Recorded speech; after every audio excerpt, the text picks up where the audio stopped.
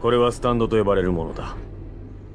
スタンドは Film yang akan kita bahas kali ini adalah film JoJo Bizarre Adventure yang diangkat dari series anime terkenal Jepang karya Hirohiko Araki dan diadaptasi ke live action pada tahun 2017.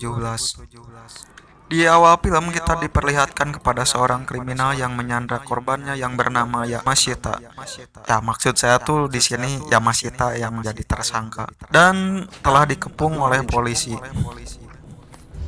Ia berhasil melarikan diri dari kepungan polisi. Namun di situ ia bertemu dengan Keiicho Nijimura yang sedang memegang busur panah dan siap diarahkan kepada Yamashita, atau karakter di sini dipanggil Angelo gitu. Seketika itu pula Keiicho membidik anak panah yang mengenai leher Anjuro yang menyebabkan ia terjatuh, dan darah yang mengalir di sana bersatu dengan air yang membuat takdir Anjuro bisa mempunyai kekuatan stand. Scene beralih kepada seorang siswa yang bersepeda dan menuju ke sekolahnya. Ia bernama Hirose Koichi. Dan ketika ia melewati sebuah gang, ia dihadang oleh dua berandalan yang meminta uang kepada dirinya. Berandalan ini bernama Wawan dan Agus.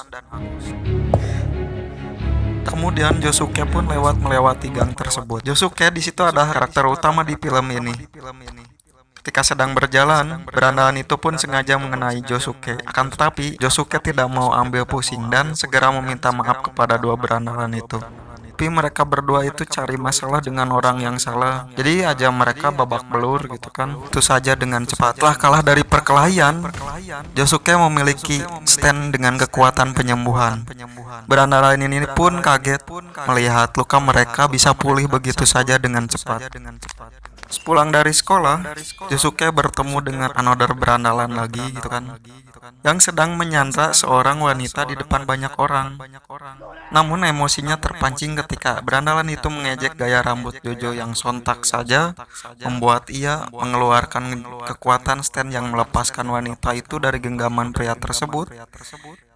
Namun di sini hal yang membuat saya menggelengkan ketika sebuah belati yang masuk ke dalam kulit pria itu, dan ternyata tindakan pria itu dipengaruhi oleh kekuatan stand yang dimiliki oleh Anjuro yang berada di awal film. Setelah peristiwa tadi siang, terlihat seorang polisi yang masuk ke dalam rumahnya. Lalu ia memukul Josuke yang sedang bermain video game. Dan ternyata polisi itu adalah kakek dari Josuke yang mengetahui aksi dari Josuke pada siang hari yang menyelamatkan wanita di depan banyak orang. Akan tetapi yang menjadi permasalahannya ialah Jojo memakai kekuatannya di depan banyak orang gitu kan. Scene pun beralih ketika Koichi mengendarai sepedanya. Ia bertemu dengan seorang yang mempunyai kekuatan stand menghentikan waktu, dan orang itu mencari Josuke.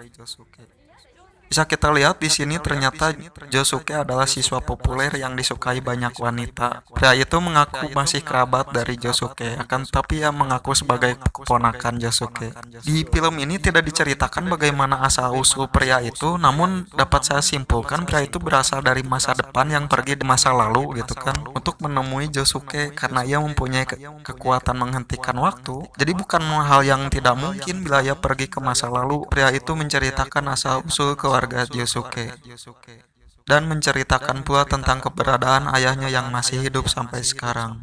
Karena teman-temannya yang mengkhawatirkan Josuke, mereka pun menyuruh Josuke untuk segera pulang. Dan para siswa itu memperebutkan ingin merapikan rambutnya Josuke.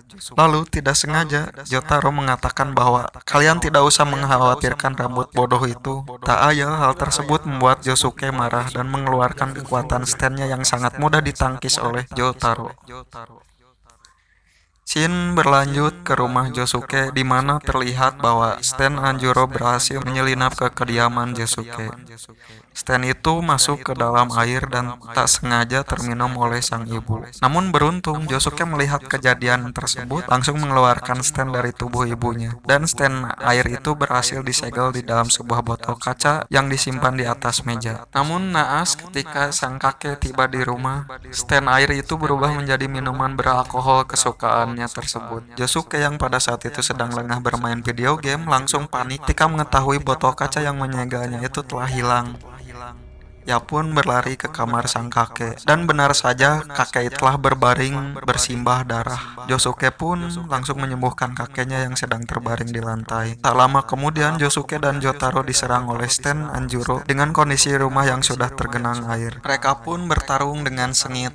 Jotaro dan Josuke berhasil masuk ke dalam jebakan Anjuro, yang nampak di ruangan sebelah sudah disiapkan Stan yang berubah menjadi keringat dan masuk ke dalam tubuh Josuke. Kan tetapi Josuke tidak kalah pintar dengan memakan sarung tangan yang sudah terpotong kecil-kecil. Ketika Stan air tersebut masuk ke dalam tubuhnya, Josuke bisa memerangkap Stan itu ke dalam sarung tangan. Setelah berhasil kembali menyegel Stan Anjuro, Josuke dan Jotaro kembali masuk ke dalam kamar kakeknya untuk melihat kondisinya. Namun hal yang membuat mereka kaget, si kakek tidak kunjung bangun. Di situ kakek sudah terbujur kaku, tidak bernyawa. Di sini dijelaskan bahwa kekuatan Josuke tidak dapat mengembalikan nyawa orang yang telah meninggal, karena ketika kakek terluka parah, beliau sudah tidak bernyawa. Mengetahui itu, Josuke menangis dan langsung pergi keluar rumah menemukan pengendali stand air itu dan memukuli orang tersebut, yaitu Anjuro.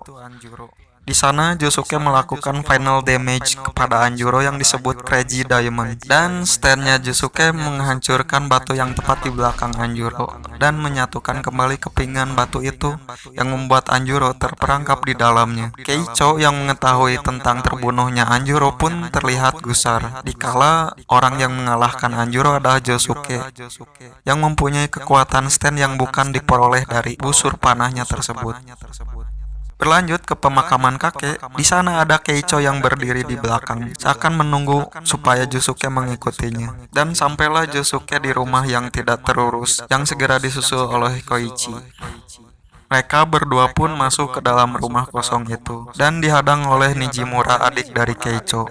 Keicho yang terlihat sedang berada di atas, lalu memanah Koichi dari atas balkon itu, yang menyebabkan luka parah di tubuhnya. Ketika ingin menyembuhkan Koichi, Josuke dihalangi oleh Nijimura, dan pertarungan pun tidak bisa dihindarkan. Mereka berdua saling mengeluarkan jurusnya masing-masing.